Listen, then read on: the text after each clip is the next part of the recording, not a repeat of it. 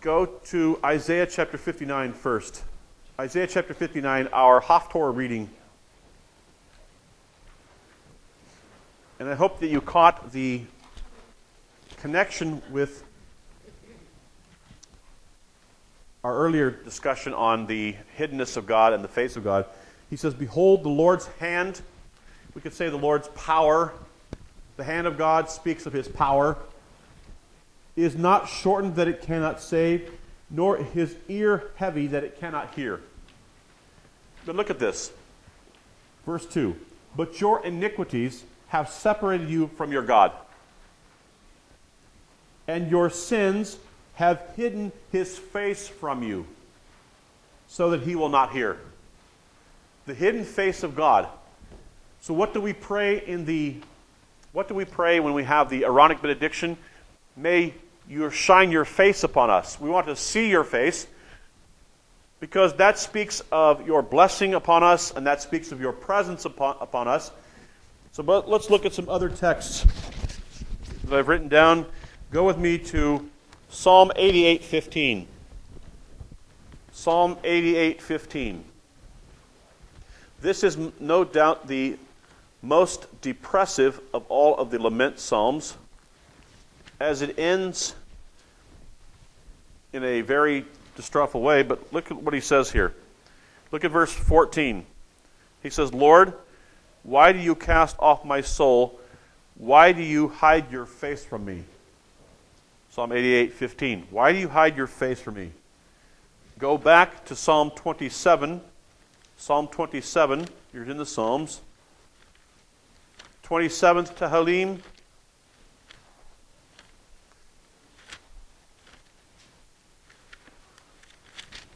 And look at verse 9. He says, verse 9, Psalm 27:9, do not hide your face from me. Do not turn your servant away in anger. You have been my help. Do not leave me nor forsake me, O God of my salvation. Do not hide your face from me. Now, one last one, just to show you how this theme runs throughout, and it's in the prophets. Look at Ezekiel. We could go a number of places with this. Ezekiel chapter 39. Ezekiel chapter 39, and look at verse 23 and 24.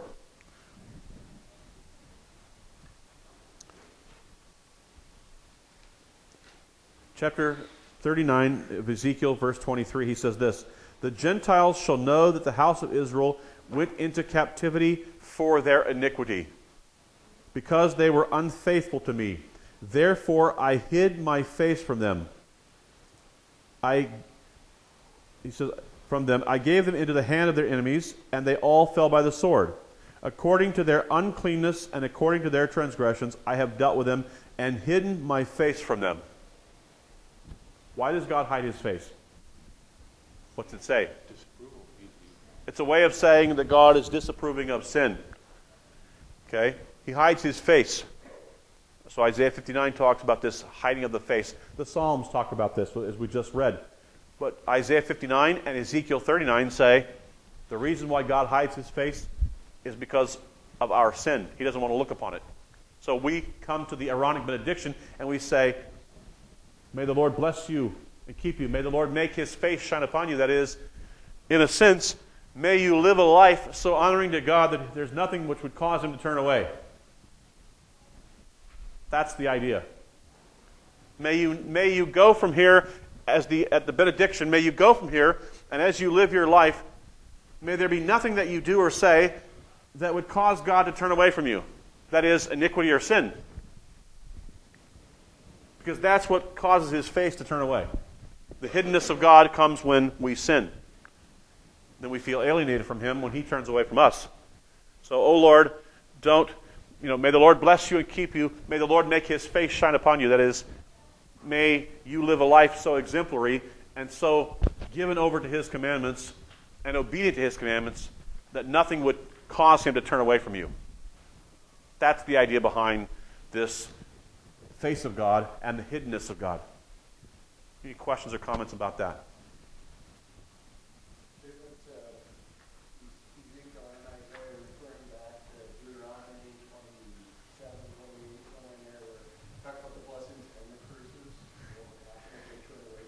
Yes, it's in 32, 33, 34 that you get and 26. 26 of Leviticus, and then 32, 33, and 34 of Deuteronomy, where you get these cursings, if they turn away from me. This is what will happen to you if you turn away from me. You know, the beautiful thing about our God is this. He was upfront with his people to say, if you do this, this will happen. And oh, by the way, he did it. When they did what he told them not to do, he did what he said he would do. When they were obedient to him, as he asked, he blessed them like he said he would. True and faithful to his word at every turn. They liked it when he was true and faithful to his word, when they were being obedient and he was blessing them.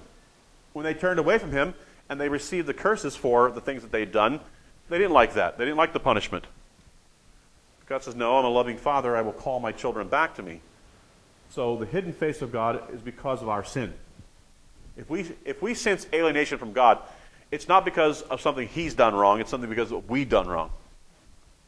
If there's that alienation, it's because it's our fault.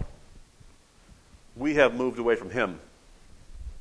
He is still where he has always been. Now he may turn his face, to use the metaphor, he may turn his face toward us to bless us, or he may turn his face away from us. But it all hinges upon our willingness to confront and confess our sin. Yes. He doesn't want to look at sin. Right. Repent. Shuv. Turn back. Go back and do the things that I've told you to do, that I've laid out for you to do. Stop doing the things I've told you not to do, and this restores relationship. Then I'll turn my face toward you. May the Lord make his face shine upon you. When Shu's on the cross and cries out, my God, why hast thou forsaken? That word forsaken, is that the turning in the head away?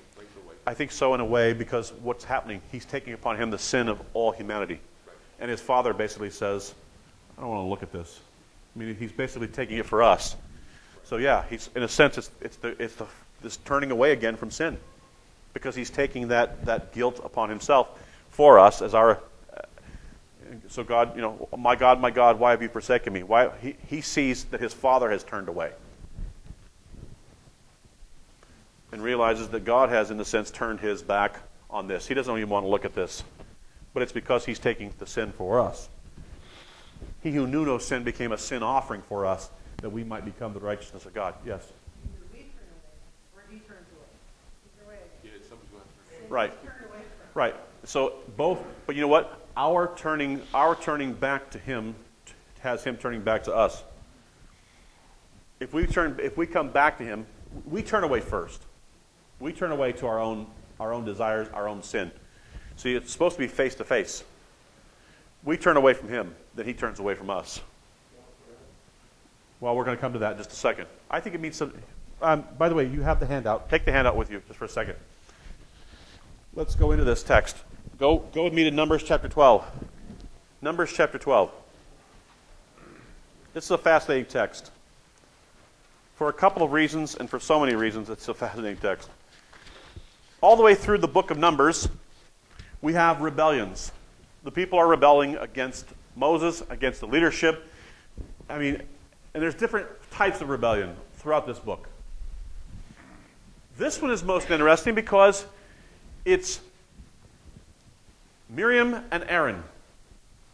Miriam, the sister of Moses, and Aaron, who we know from the Torah, Aaron is 3 years older than Moses. So we believe Miriam is a little bit older than even Aaron. Okay? Now there's one thing that you know. If you have a sibling, they know all of your problems and all of your difficulties. They've grown up with you. They know, the one thing a sibling knows is how to push your buttons and make you mad. Just that pesky way of dealing with you. They know how to bother you. Yes. Certainly. So, that was his decree. How did Aaron get passed? In what way? Moses had to be put in our... Right. Oh, okay, I see what you're saying. And Miriam was the one that said, hey, why? Right. Help nurse this kid. Oh, how did Aaron get passed? I don't know, because he must have come in under the radar because he's 3 years older. So there must have been a time period there where, it's okay. And then he got it under the wire as far as the timing goes. But we know that at one point the text mentions that he's 83 and Moses is 80. So we know that there's 3 different years difference between them. And Miriam is old enough, like you say, to go down and watch as Moses is put into the ark. By the way, that's interesting because Moses is put in the ark, and that goes back to Genesis 9, the whole description of the ark, and it's put in the Nile. And by the way, Moses' mother was obedient. She actually did put him in the Nile. She threw her baby in the Nile. It's not the way Pharaoh had intended. She puts him in a little ark that's pitched, okay, and you have the same 2 words for ark that you have in Genesis 9, okay. So I don't know. I mean, it must have slipped in under the wire as far as the timing goes. That's all I can say on that one. I mean, I don't know. That's based on the timing. It looks like he got in. He's okay. By the time we get to Moses, we have another issue. But Miriam and Aaron, Miriam is a prophetess, we're told, and Aaron's going to be the Kohanim Hagadol. He's the high priest. It's not like these people don't have jobs in the administration, so to speak. They have roles to play, just not Moses' role. And Aaron, in fact, is called, the text tells us, Moses, you will be like Elohim, and Aaron will be like your Navi. He'll be like the prophet. He'll speak your words. I'll give the words to you, then you'll give them to Aaron. He'll speak them to the people. It's all cool. Now look what happens in chapter 12. Chapter 12, verse 1. Then Miriam and Aaron. Now here's what's interesting. And there's 2 things that you need to look at right away. Everywhere else, and especially in this text, that Miriam and Aaron are mentioned, Aaron is mentioned before Miriam. Because here's the number one question that comes out, so I'll give you my standard misogynist answer. I know it's going to come. How come, here's the question. How come Miriam gets Zera'at, leprosy, not leprosy, but how come Miriam gets Zera'at and Aaron gets off scot-free? That question's coming, I know it. So we'll try to head that one off. And so my standard answer, if I were to be nasty and mean, would be, well, because God doesn't like women as much. You know? So that's the standard answer. But that's not right. Yeah, from a guy wearing a picture from... salmon. Salmon. Salmon. Yeah. This was a color that was in my crayon box, my Crayola crayon box. So salmon is a legitimate color. All right.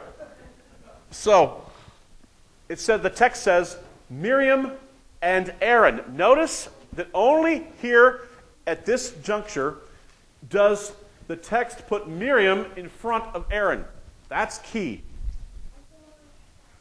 The other thing that's fascinating is you would expect the text to say Miriam and Aaron, they spoke against Moses. It says Miriam and Aaron, and it's a PL perfect third feminine singular. She spoke against Moses. So it says we have a dual subject, Miriam and Aaron, and you expect it to say they spoke against Moses, and it says she spoke against Moses.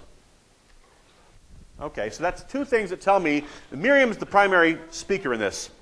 The order of the names and the fact that the verb spoke there, deber, is in the PL, which is always in the PL, but it's the fact that it's feminine singular, that she spoke. So she's the forefront on this. Yes? Yes, I'm getting to that. Yeah, if your high priest gets Zera'at, we have a problem. We're coming to that. All right. Look at verse 1 says, Miriam and Aaron spoke against Moses because of the Ethiopian woman whom he had married. Or he had married an Ethiopian woman. Okay.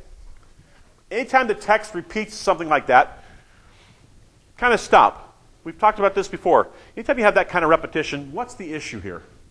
Why is the Ethiopian woman a problem? What do you think? Gentile? He's a Levite, only supposed to marry Levites. And the fact that she's from Ethiopia means what? She may be black, right? Yeah, shaded too darker. I got to tell you, I can remember walking through the store in North Tacoma with 2 girls who were of very, very African descent to the point, I mean, African Americans are generally what I would call brown, whereas some forms of African Americans, true African Americans that have come over, are really very dark, extremely dark.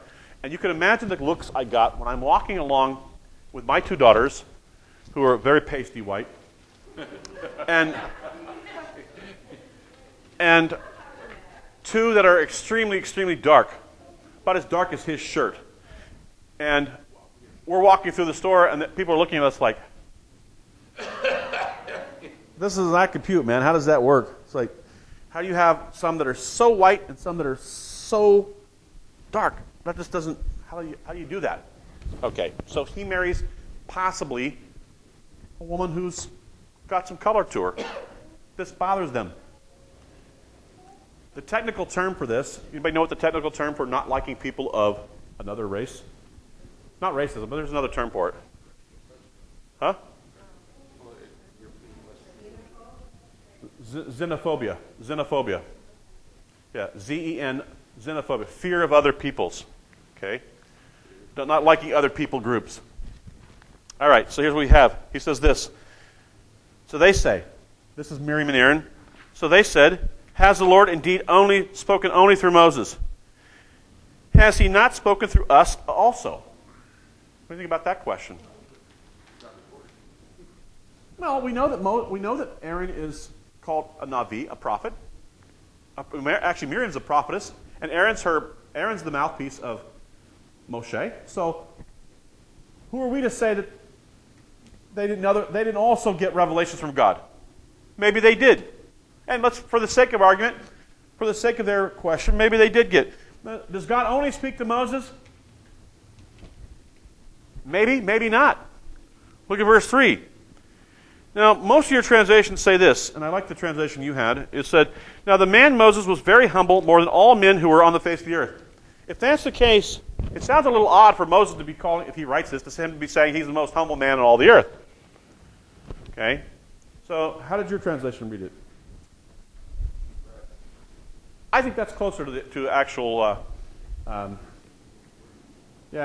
I cite for you in the notes I sent out. I cite for you an article by Cleon Rogers, 1986 article in the Jets Journal of Evangelical Theological Society, that he translates the word miserable. You should read the article. That Moses was the most miserable man, not the most humble.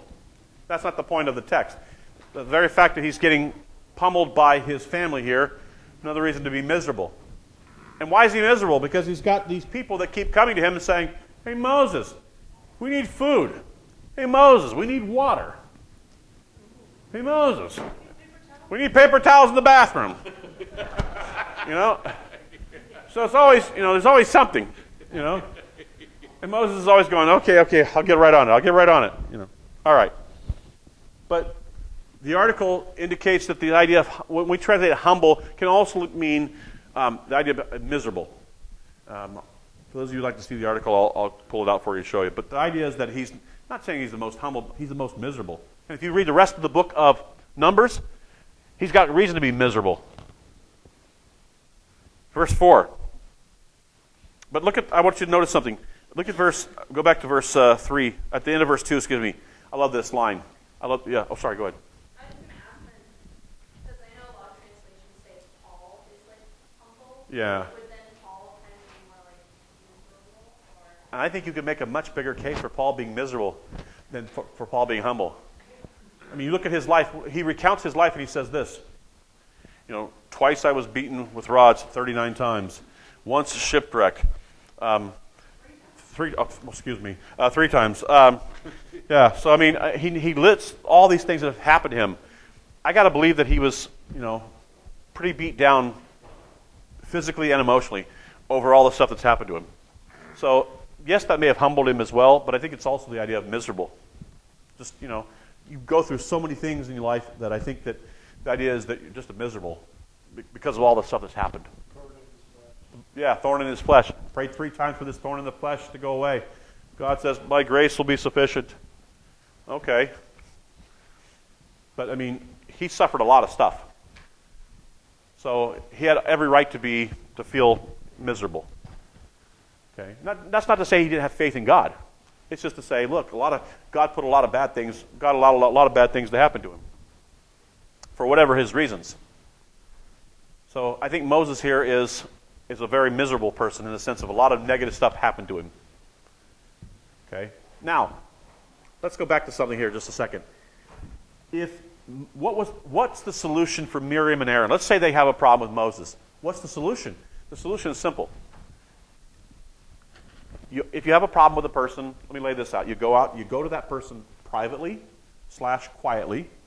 You go humbly, and you go by yourself, and you go to them and you say, okay, here's my issues. Okay, you go to them privately though.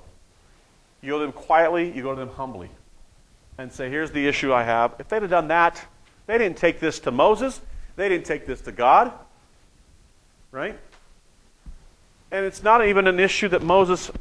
Is he really committed a sin by marrying this woman? That's really the issue. It doesn't seem, I make a point in my notes that you never see God come against him, either before this or after this, for this marriage. We never see God come and say to Moses, hey Moses, this thing was wrong, man. You should never marry this woman. It doesn't happen. So you at least have to question that issue. So they're upset about this marriage. He shouldn't have married this woman. But God never says anything negative about this whatsoever. So I make the point in the notes to say, when we're on the side of God, speak boldly, but speak humbly. But if we're not on the side of the Scriptures, be very, very cautious. Be very, very cautious if you don't have the Scriptures behind you. All right, he says this. I wanted to make this note on the end of verse 2. And the Lord heard it. And the Lord heard it. I love that. It should arrest us. Every word we speak, God hears. We know this intuitively, but then we don't act like it. Everything spoken is heard by God. So there's nothing that we say that he doesn't hear. That's huge. Or think. Yeah, even what we think. God knows what we think. How many times couple times in the apostolic scriptures, Yeshua just stopped and said, the text says, and knowing what they were thinking. But thinking it in your head is a prelude to saying it with your mouth. So that's why you have to guard your thoughts. If you never guard your thoughts, you're never going to guard your tongue. Verse 4, suddenly the Lord said to Moses, Aaron, and Miriam, come out, you three, to the tabernacle of meeting. So the three came out. Then the Lord came down in the pillar of cloud and stood in the door of the tabernacle and called Aaron and Miriam. Now it's Aaron and Miriam. And they both went forward. Then he said, hear now my words. Is there a prophet among you? I, the Lord, make myself known to him in a vision. What's a vision? When God speaks and you are in a altered state of consciousness, but you're not asleep. We call it ASC, altered state of consciousness, but you're not asleep. Okay? The next one, you are asleep, he says, I speak to him in a dream. So sometimes the person is awake and God speaks, and sometimes they're asleep and God speaks. And God does speak to us continually if we're willing to listen. I think God speaking to us is like a radio, in the sense that if we're not tuned into his frequency, the communication is going on. The issue is, are we tuned in? When I say altered state of consciousness, how many of you have ever had this one happen? It's almost the vision-like state. How many of you have ever driven somewhere, you get in your car, and so you know, let's say you're going from here to Portland, and you know all you have to do is get on I-5 South, you head the car on I-5 South, and what happens? Before you know it, you're in Portland. And you're not even aware of all the stuff that's going on around you, because you're like, your mind is just, okay, I'm getting there. And after you get there, you don't even realize, you don't even think about how all the things you did to get there, because it was just kind of automatic. Your mind's just been kind of taking everything in, and you've been daydreaming. You've been thinking about this and thinking about that. Well, we have these visions where people see things, God speaks to them. Numbers of times. Dreams, where God speaks to us in our sleep. Why does God speak to us in our sleep? Because He can't get us still enough when we're awake. So Job chapter 33 says that God speaks to us in dreams. Go to Job chapter 33. Just better to see it.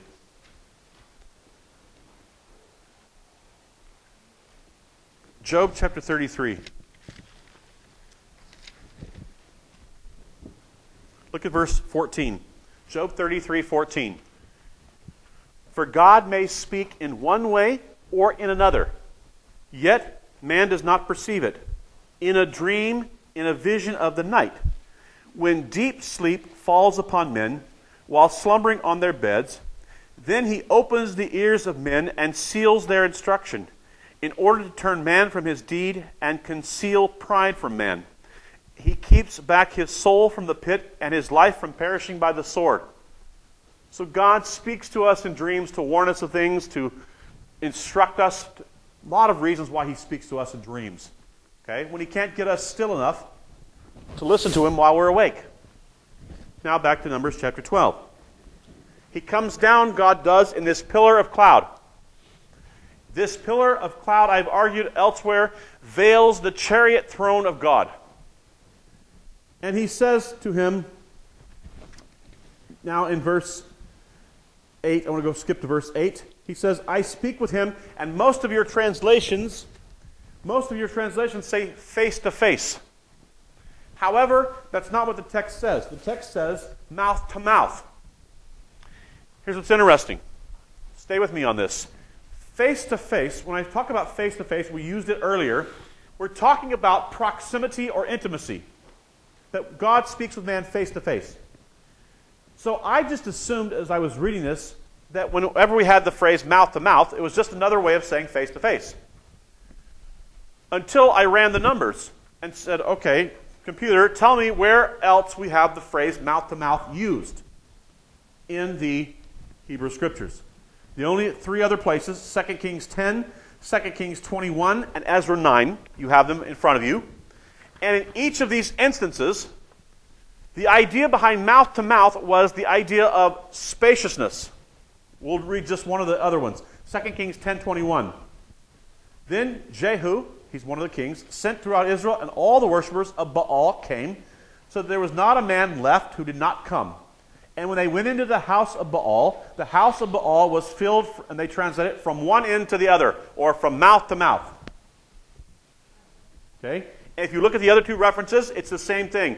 The expansiveness of it, the fullness of it. It's all about fullness or expansiveness. So how about this way of understanding what we have here and what God is saying about Moses? Listen to this. I speak with him, and they translate it mouth to mouth, which is, I speak to Moses the fullness, the expansiveness of the revelation. This is why you ought to be careful about him. I don't speak to him like I speak to other people.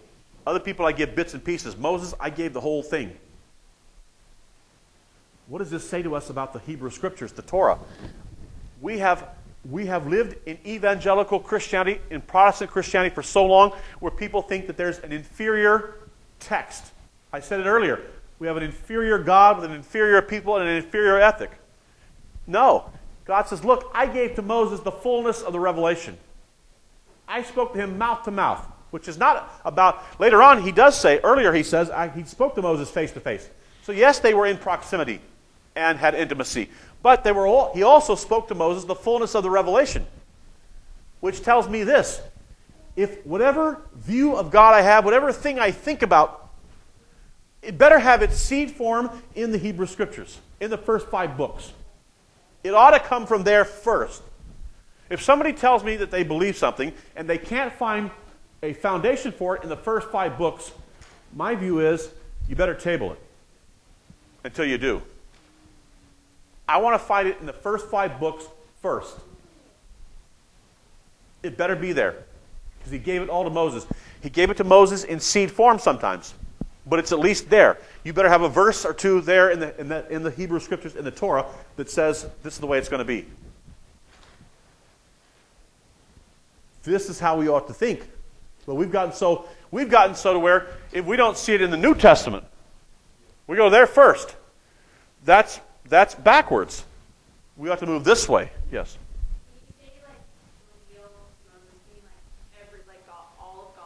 Yes, the whole plan was revealed. No wonder he was miserable. Yeah. I think Moses understood it. I think Moses had much more understanding than we give him credit for.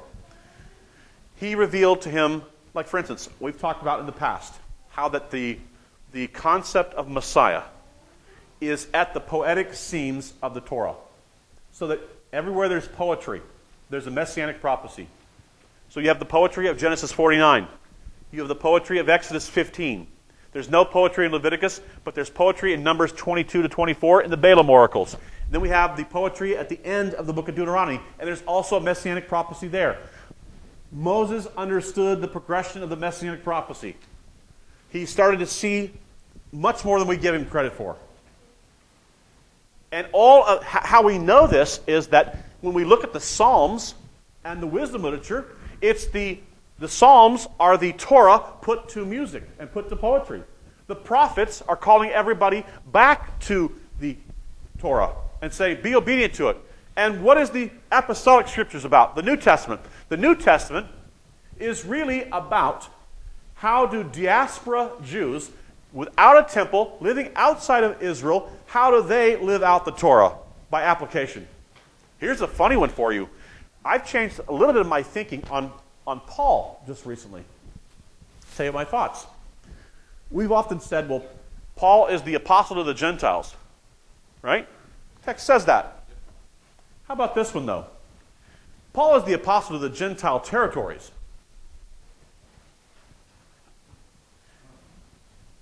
What does that mean? I think Paul is much more concerned, and as we read him, he's much more concerned about the diaspora Jews in the Gentile lands than he is about Gentiles. Okay? So that thinking right there, we think that Paul is writing to us in the way we live in the West. We read him very Western. We don't read him as Mediterranean Eastern culture. But what if Paul was really saying, the people I'm most concerned about are Jews living in Gentile lands. So, yes, I'm the apostle to the Gentile land, and the Gentiles are going to hear this by way of overhearing it. But my real concern is with my brothers. That's why I'm going to go to the synagogue first. That's why I'm going to, and how do we know this? He appeals to the Torah over and over again. Why would Gentiles care about his appeal to the Torah? What does that matter to us? We haven't been reading the Torah. But when Paul is pressed, he goes back to the Torah for the basis of his argumentation. Okay, so I think we've misread Paul oftentimes because of this. Yes? Yes. Exactly. There was a big diaspora community there. We're finding out now, I just went a couple weeks ago to hear a man from Stanford University who is, his studies are in in Holocaust Jews from the Sephardic side. Most of us are aware of Holocaust Jews from the Ashkenazic side because that's most of Europe. Here's what people don't realize. The Third Reich went out into the Mediterranean and took, in the Mediterranean, you have a number of islands. And many, many Jews were living on these islands in the Mediterranean. And the Third Reich, the army of the Third Reich, went to these islands and actually deported Jews off these islands back into Germany and put them into concentration camps. So what's interesting is this. Because of that kind of persecution, we have Argentina, Brazil, North Africa, some really odd places that you find large pockets of world Jewry. because they were persecuted and pushed to these areas. They would not have migrated there, generally speaking, on their own. But because of the oppression and the necessity of existence, they ended up in some really odd spots of the world where nobody else would have, as a Jew, would have gone. Not in their right mind. I mean, why would you go to North Africa? Brazil? Argentina? I mean, really? Yeah, okay, but that's Sephardic. Yeah, but I mean, but I can show you some other places they got pushed to. You just kind of look at it and go, wow, what were they doing here? It's just an odd place for them to be.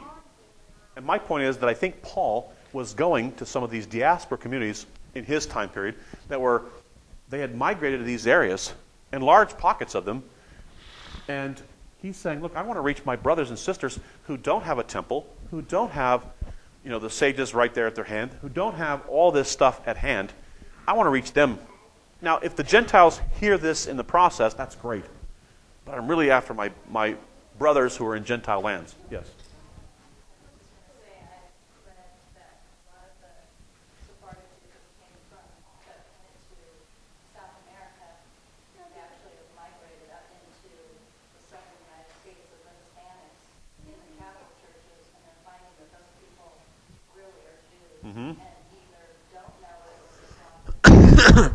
Yeah, and here's another thing I find fascinating, just by way of education on this, is that if you were an Ashkenazic Jew living in Europe, if you wanted to be a believer, the only thing you had was Catholicism.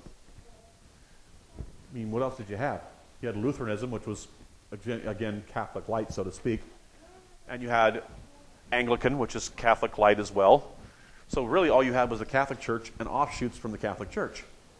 I find online there's probably 5 or 6 different Hebraic roots Catholic groups. They're Jews who have not abandoned their heritage as far as the heritage expressions of it, but they consider themselves Catholic because that's how they came in. That's the door they came in. So it's fascinating to me. I meet all the time. I'm meeting more and more Jewish people that are in Catholicism because that's the only door they knew to come in. If you were going to be a believer in Christ, they didn't know about any other denomination. All they knew was the Catholic Church. And yet the names, you can tell by the surnames that they're Jewish, and they know that they're Jewish. To me, it's fascinating. All right, look at verse 9. Verse 9, finishing up. So the anger of the Lord was aroused against them, both of them, and he departed. And when the cloud departed from above the tabernacle, suddenly Miriam became leprous as white as snow. Now here's where our question comes in that I answered earlier. Well, if they spoke, how come Miriam gets, and by the way, she gets what's called in Leviticus Zera'at, which is they translated it in the Greek Septuagint as lepra, which then became in English leprosy. Although modern-day leprosy is what's called Hansen's. Hansen's is a neurological disorder. Okay? It's a neurological disorder, whereas Zera'at is a skin disorder. Okay? Now, it may have connections to the nervous system, but what's the problem with modern-day leprosy? The problem with modern-day leprosy is you could with no nerve endings. We should be thankful for nerve endings. You could put your hand, with no nerve endings in your hand, you can put your hand on a hot stove and you can just keep it there. Your hand you don't feel anything. Nothing sends a message back to your brain that says, move your hand now. Right? You could slam it in a door and you don't feel any pain because there's no nerve endings. And you do damage to your hand. They destroy themselves over time because they have no nerve endings. So they live in these communities where they can be a little bit safer with each other. But the bottom line is, with no nerve endings for your feet or your hands, you end up doing destruction to them because you don't even feel what's going on. That's modern-day Hansen's, neurological. Zera'at, Hebrew, is skin disorders of different types. It's a wide range of skin disorders. And what's the point of the skin disorder is that somehow with the skin deteriorating. It's a picture of death. The skin is somehow deteriorating, therefore we take it as a sign of death. That means anybody with zera'at can't go into the tabernacle because they have encroaching death. It's possibly growing. We don't know. We got to make sure. So Miriam, the cloud leaves, and Miriam is struck with zera'at. Now she can't go into the temple or the tabernacle. Not the temple yet, but the tabernacle. But Moses, Aaron doesn't get struck. Why? And Debbie's point is this. Point well taken. Aaron is the high priest.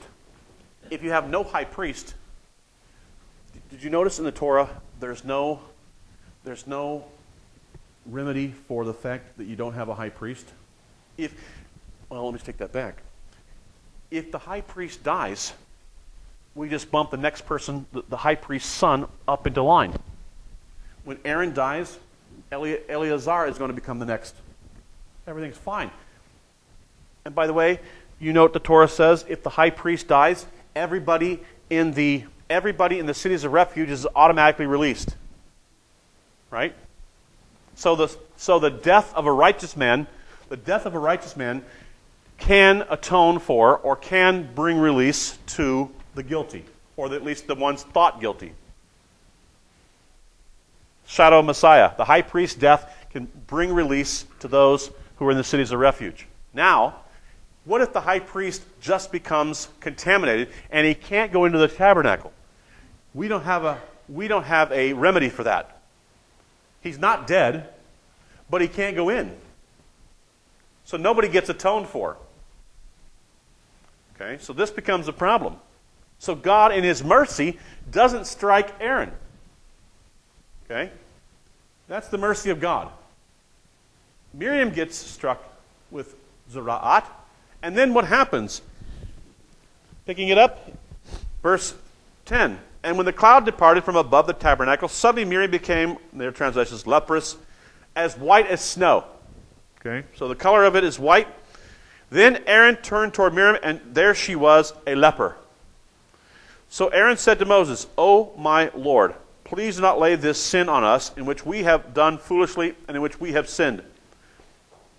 Please do not let her be as one dead, whose flesh is half consumed when he comes out of his mother's womb. Wow, what a description. Malformed out of the womb, half formed. Now look at this, verse 13. This wasn't in our reading, but I want to read this. I want to read it in Hebrew because I want you to hear how Moses prays. It's a halting prayer in the way he goes about it. It's very not well put together in the sense of, you could tell he's emotional. That's what I'm trying to say. Listen to how he prays. This is verse 13.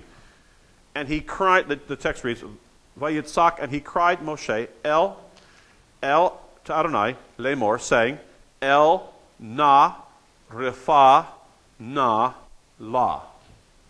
So, God, please heal, please her. Okay? So na twice, this please, this particle of entreaty. So he says, El na refa na la. God, please heal, please her. Now, here's what's interesting. So she needs the person she's been speaking against to intercede for her.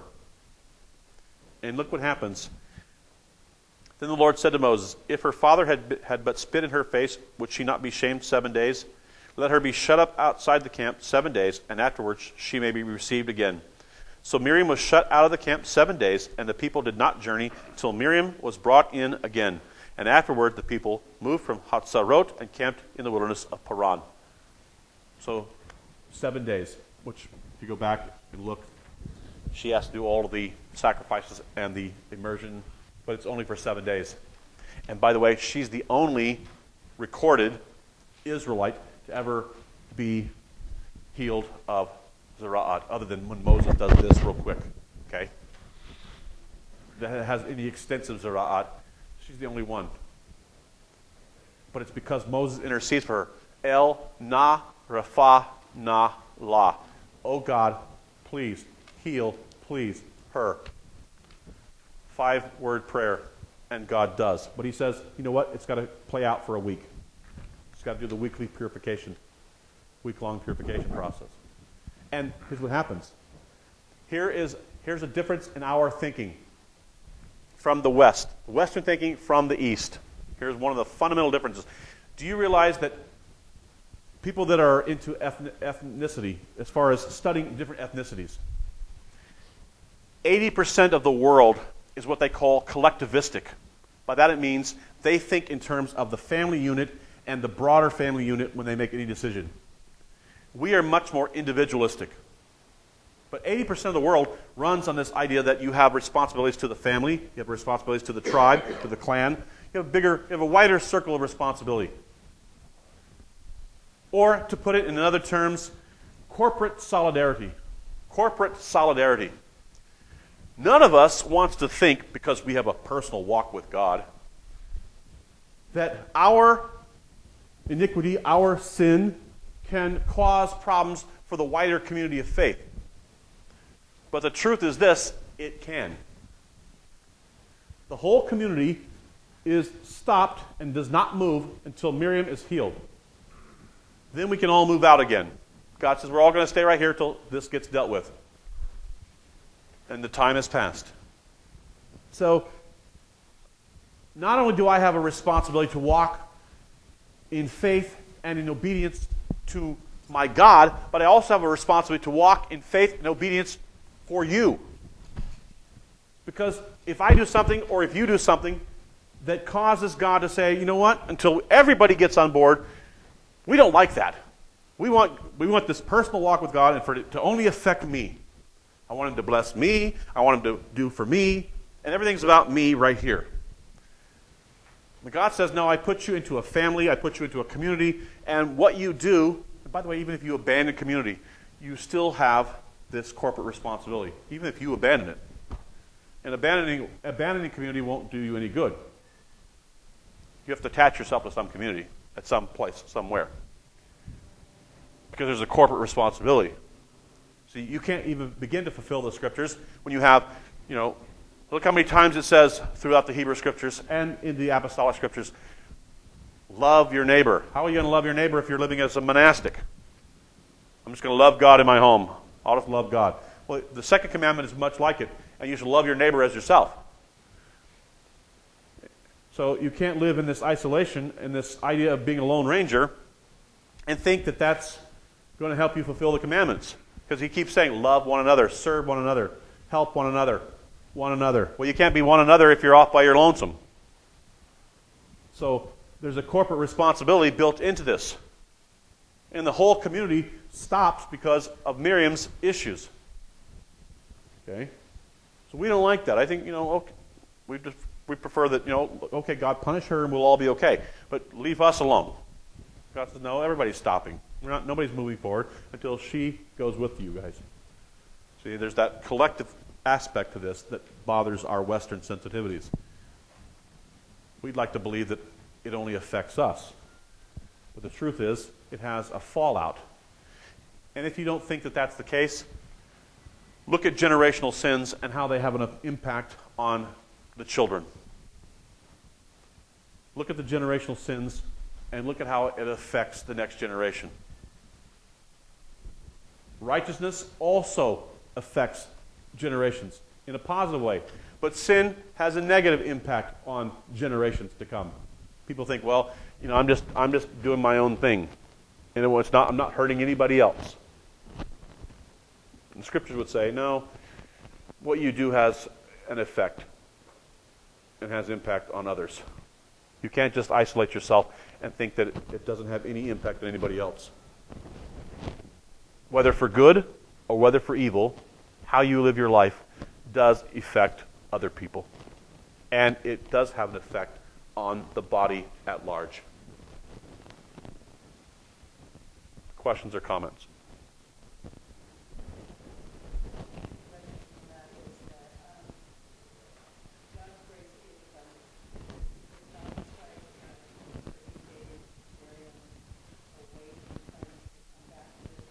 Yes. Yes.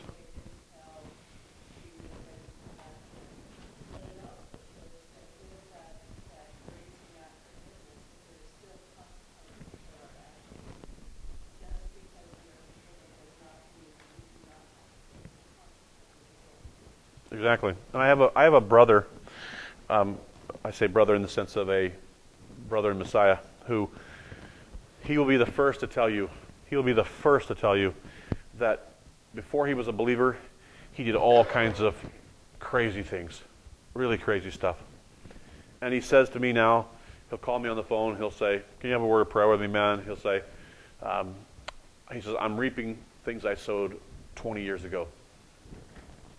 And he says, "I know that I deserve whatever God gives me, and I'm not complaining about it." He said, "I'm just asking for God's grace." He said, "But I know that I'm reaping what I sowed before I was ever a believer." But he said, I know that God has forgiven me for this sin, but He has not undone the consequences." Like I said, we got people all the time. They say, "Well, I want to sow my wild oats," and then they want to pray for crop failure.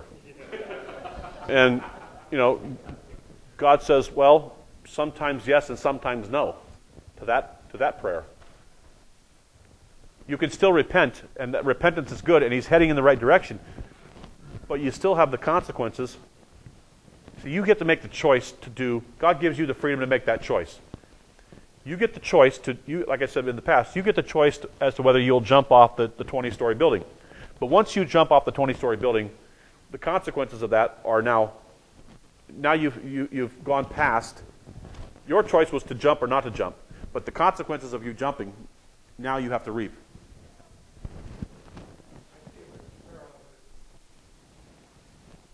Between Miriam and Aaron, pride and jealousy. Yes, let people like this. And loses pride and jealousy. Good parallel. Very good parallel. Yeah. Keep looking back at verse 8, thinking about the church we came from. The comment where it says, "Why have you not been afraid to speak against and serve against Moses?" Moses as a parallel to Torah. He is. It's like people speaking against Torah. Yeah, there's a good line for you. I can't tell you the amount of churches I've been in. And again, this is speaking across the board, so I'm not putting anyone in my crosshairs here. I'm talking about at large. I can't tell you how many times people have sent me over the years cassettes, CDs, all other modes of notes from pastors. And you would think that Moses was the worst person in the world for writing what he did. And they've spoken against Moses. Wow. They've said, this wasn't the revelation from God. God didn't speak to him. That sounds an awful lot like Miriam. Does God only speak to him, through him? And God says, as a matter of fact, I speak to him like I don't speak to anybody else. I speak to other people in dreams and in visions, which are a little bit distant. But with Moses, I called him up on the mountain, and I spoke with him face to face. And I spoke to him mouth to mouth. I spoke to him not only in closeness of physical proximity, but I also spoke to him the fullness of the revelation. You should be afraid of him. Because, oh, by the way, if he doesn't pray for you, you're not being healed. If Moses, God put it in Moses' hands, whether he would pray for his sister or not. And the human response would have been, pray for you after you've been out there complaining about me? You kidding me? You want me to pray for you? Moses does. He prays for her. And God heals. I mean, it's a simple 5, and 2 of the words are please. God, please, heal, please, her. I mean, it's very halting. And it's like, okay. And God says, okay. She'll have to wait 7 days. But I'm lifting this because of you, Moses. So, by the way, this tells us something. This is in the Hebrew Scripture for us, that God will do stuff. Here's the other part of this. This is the flip side of the corporate solidarity thing. Sometimes God will do things for the wicked, for the unrighteous, on behalf of the righteous. When the righteous intervene, there are times where God will do things and alleviate things for the unrighteous at the request of the righteous. And it's because of Moses' prayer that God says, okay, Moses, we got a friendship, but you know what? Don't speak against you. How dare you speak against Moses?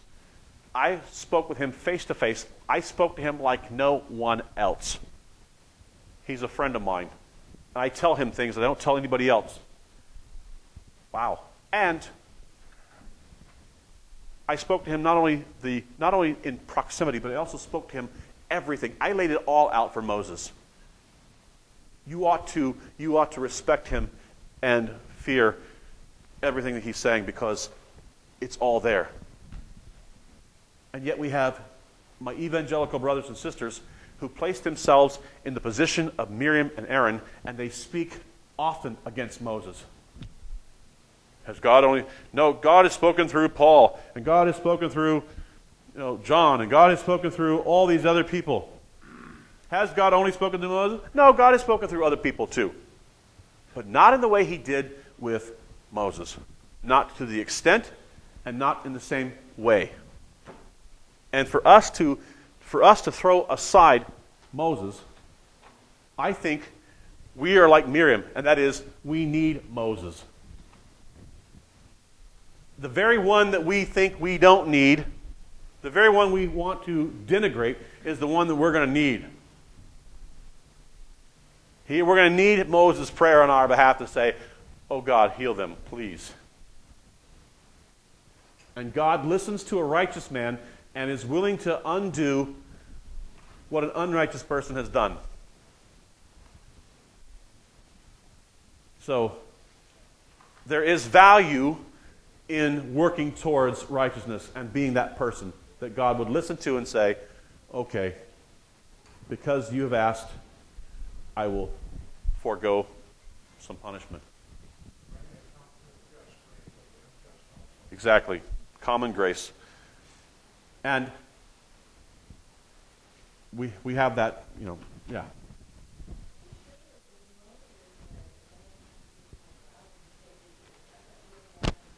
That's Exodus chapter 32.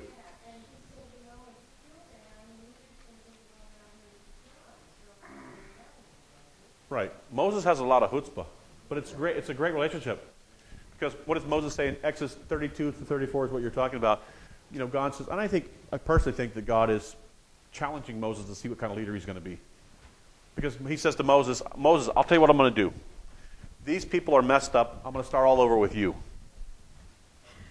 And the sages say that Moses says, and again, this is rabbinics, but I like the idea behind it. He says, he looks down the quarters of time and he says, God, even if you start over with me, within 2 generations, we'll be right back where we are. So don't even think, there's no need for that. Okay? My grandson, Manasseh, will be an idolater, which he was. So even if we start over, by the way, here's the point. How did Moses know that this is the case? Let's go all the way back to chapter 9 like we do. We started all over in a sense. We started all over. Well, not exactly.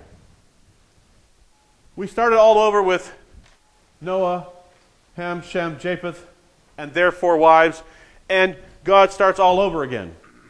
Does that solve the problem? Nope. It curtails the problem.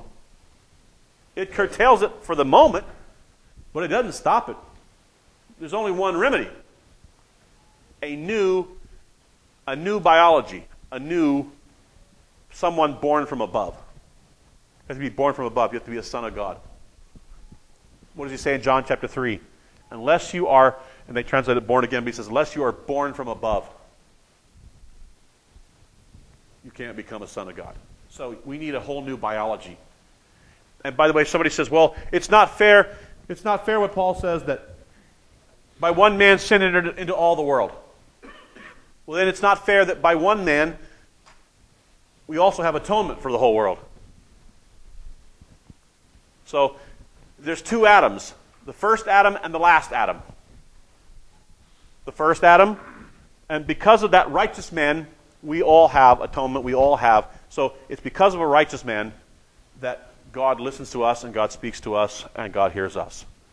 So again, the concept of a righteous man One individual took us down, and one individual brought us up. Which one will you associate with? And Moses is that righteous man in this story to say, God, heal her, and puts aside the personal attack and is willing to intercede for his people. He's been doing this for a while, Moses has. And by the way, this is a godlike quality, to intercede for other people on their behalf. It's a very godlike quality.